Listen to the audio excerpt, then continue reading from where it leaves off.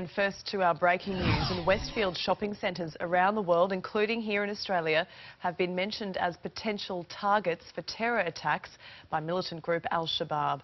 Let's go to Nine's Europe correspondent Tom Steinfort in London. Tom, this has emerged this morning in an unverified video. What more do we know?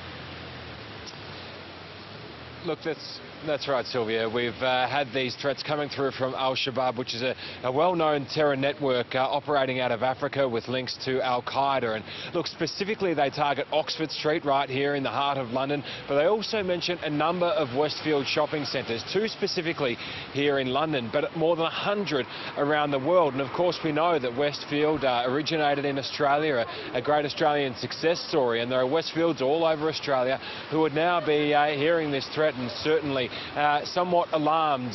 It's come, as I said, from Al-Shabaab, and they have formed on this front. This is the group that was responsible for the Kenyan wall siege a couple of years ago, and unfortunately dozens of lives were lost then. So they have now sent out this fresh threat. Here's a little bit of it.